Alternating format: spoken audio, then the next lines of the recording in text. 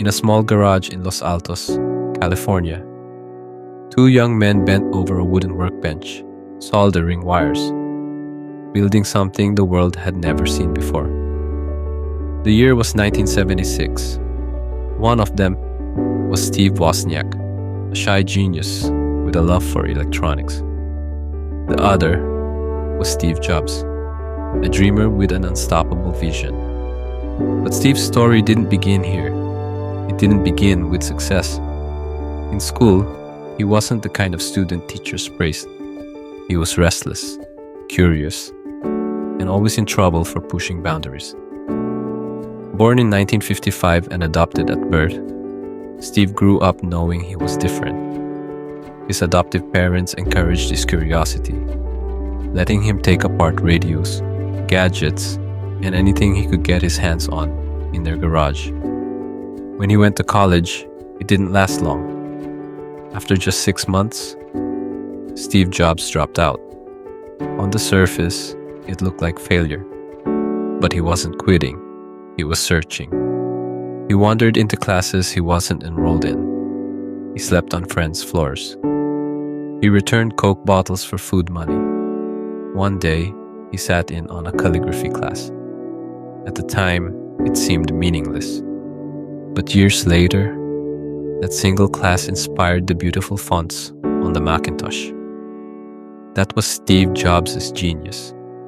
He saw connections others couldn't. Apple was born in that garage. The Apple II exploded into the market and turned a dropout into the head of one of the fastest growing companies in the world. But Jobs wasn't satisfied. Perfection consumed him. He didn't just want to make computers. He wanted to create experiences that felt alive. In 1984, Apple unveiled the Macintosh with a Super Bowl commercial that shocked the world. But behind the scenes, tensions grew. Jobs' passion became too much for some to handle. And at just 30 years old, Steve Jobs was fired from his own company. Most people would have been crushed, but Jobs turned rejection into fuel. He started next. He bought a small animation studio called Pixar. And against all odds, Pixar produced Toy Story, the first ever computer animated film. It forever changed the way movies were made. Meanwhile, Apple was falling apart. In 1997, in a twist of fate, Apple bought Next, and Steve Jobs returned to the company he had built. This time, he wasn't just back to survive, he was back to reinvent. The iMac, the iPod, the iPhone, the iPad. One after another, he transformed entire industries. Jobs once said, "People don't know what they want until you show it to them." And he showed the world again and again. But even as he changed the world, Steve Jobs was fighting a private battle: cancer. In 2005, standing before Stanford graduates, he gave one of the most powerful speeches ever delivered. He told them, "Your time is limited, so don't waste it living someone else's life. Stay hungry, stay foolish."